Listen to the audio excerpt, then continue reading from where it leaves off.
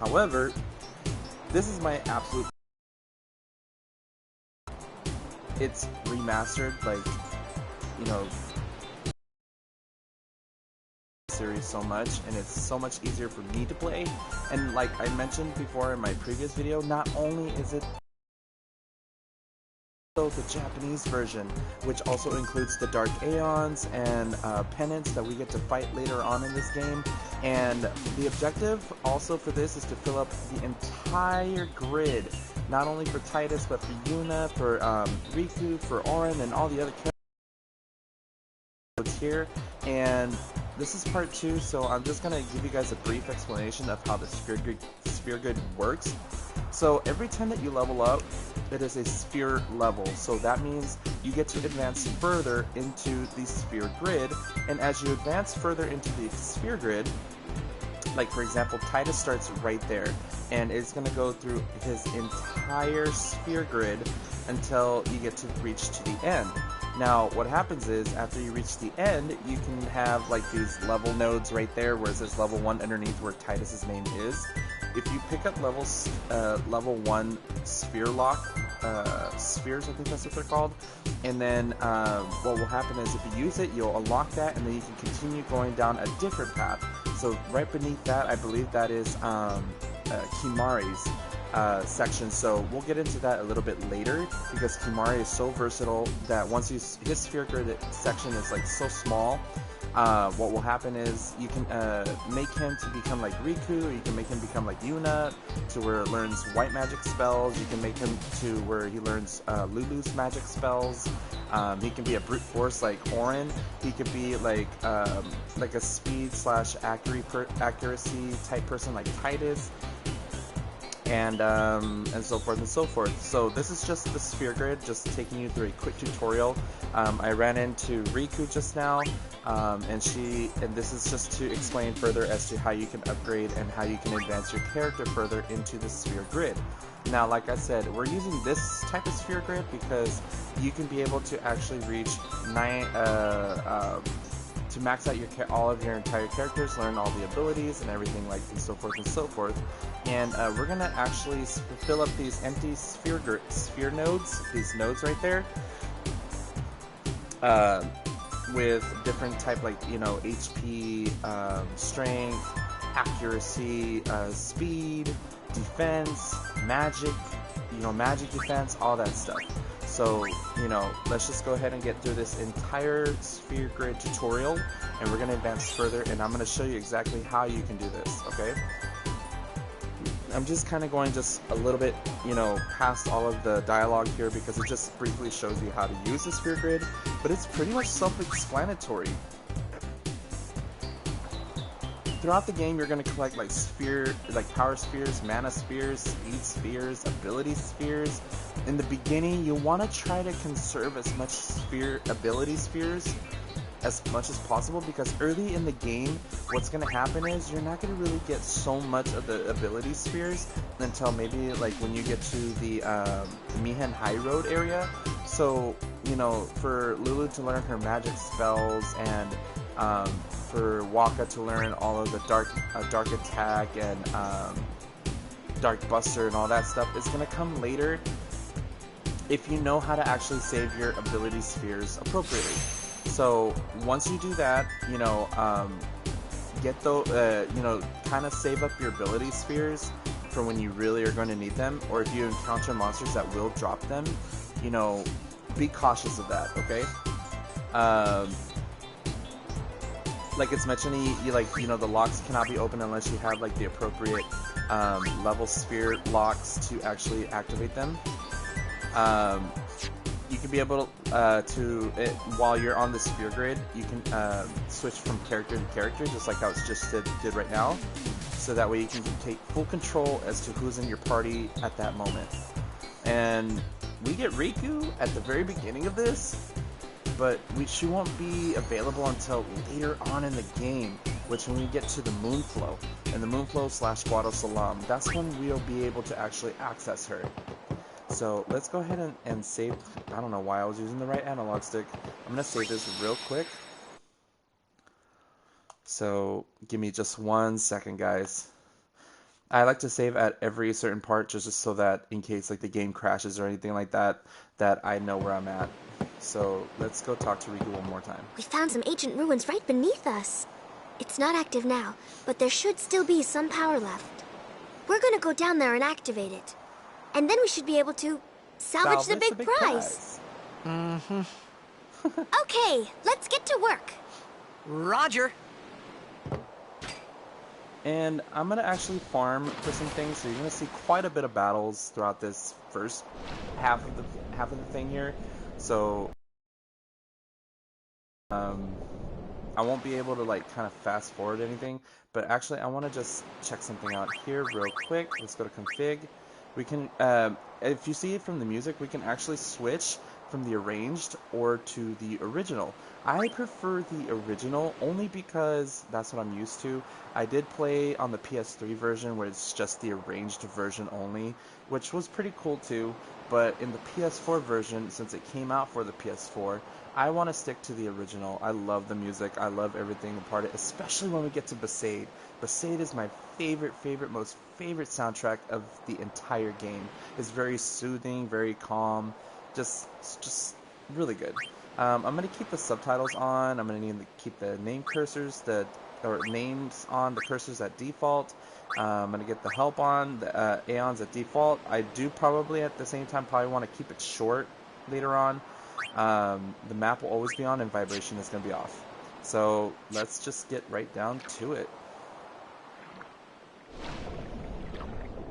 So we're going to go down here.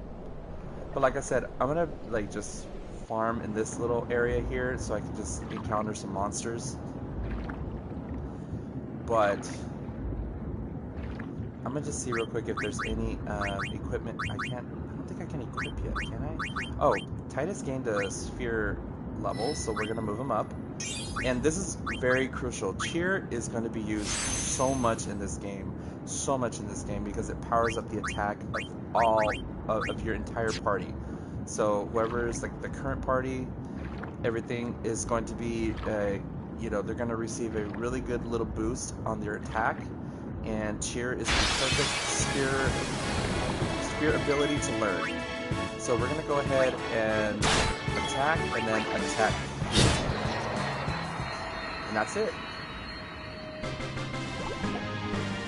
And what I like about this game too is that, see, we gained a speed sphere, so that those will come in handy. You'll get a lot of those in the beginning. But what I like about this is it's a turn-based game. And what happens is that you don't have to, like, unlike Final Fantasy VII where you basically, you know, you're on a timed attack. See, we'll go ahead and steal so we can get some stuff here.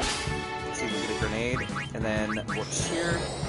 And see how, as I did cheer, he gets to go again because of his speed. Let me see what would happen here if I did it again. What was I saying? See, I lost track now. But anyway, yeah, I'll have to remember what. Oh, okay.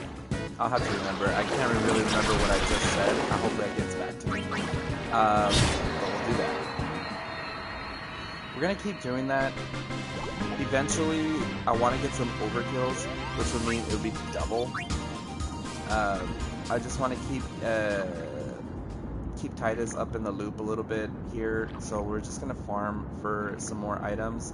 We're gonna steal grenades and such and such because those will be useful later in the game. See, these are two different monsters, and we're gonna go ahead and we're going to steal from this one because I think it has a high probability of yep, see, there you go. You get two of them. And we're gonna go ahead and attack that pair because the first one seems to be less weak than the pair that I just, you know, destroyed. See, we stole a grenade. We're gonna attack.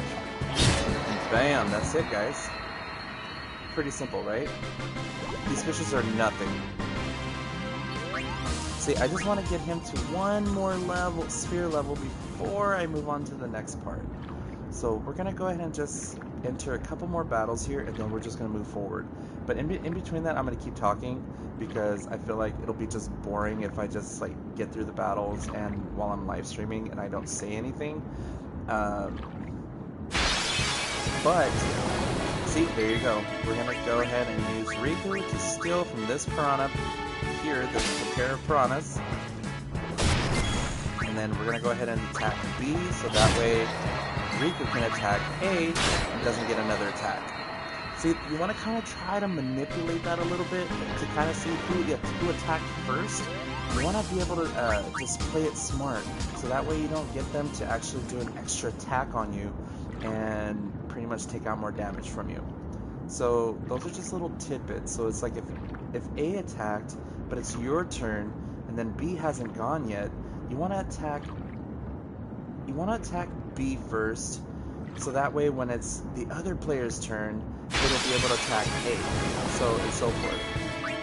So let's steal, and then we're going to see, that one can inflict. Some of these piranhas are really sneaky. They can actually inflict poison, which is a little weird. But it's Final Fantasy. Anything can go, and I can't complain about it. When you do an overkill, you actually essentially get double the experience, double the sphere level points. So always be mindful when you do an overkill that you will eventually get to that. So maybe one more encounter from the fish or the piranhas, and then we can move forward. Yeah, this will do it. See, we'll go ahead and steal from A. A will attack. Let's see, then I can actually attack B. And then A is just left. See, I'll go ahead and just attack it. There you go. And then a sphere level will be gained. Oh, come on. I miscalculated. One more encounter should do it. Well, definitely, it should do it.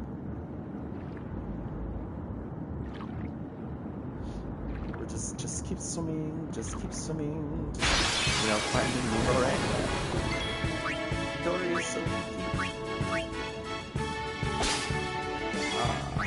Let's see, should I do it? Well, yeah, because then eventually we'll just, get in it, and that should finish it off. Attack, and then attack.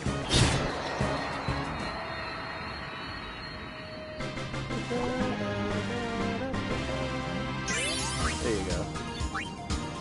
So then we'll go ahead and actually advance him a little bit further, so then we'll raise his defense.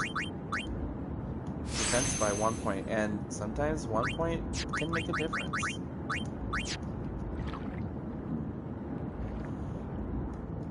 I think this will be a good time to actually use a potion. So we'll do that. Maybe we won't get an encounter by then? Yeah, okay, good.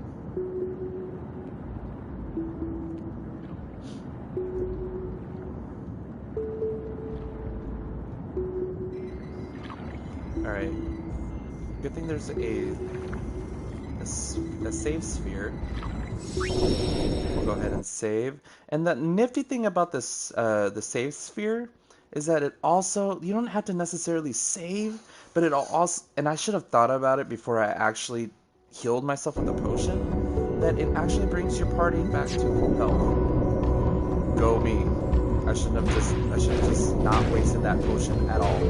But it is what it is. Okay, how many times did he have to bang that thing before it could open?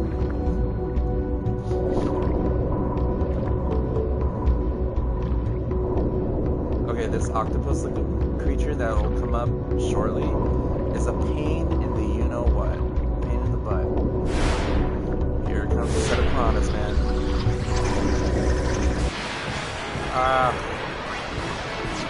Okay, we'll go ahead and steal from B.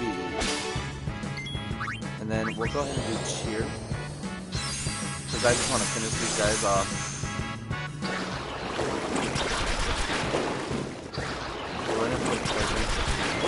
Dang, okay. Get killed. This one, I will use these grenades for this encounter. That'll come up shortly. because it'll be useful in this boss to take out quite a bit of damage, and this boss will have 2,000 points of damage, or HP to actually contend with. I'm gonna go back just to kind of, you know... Wait, can I save it?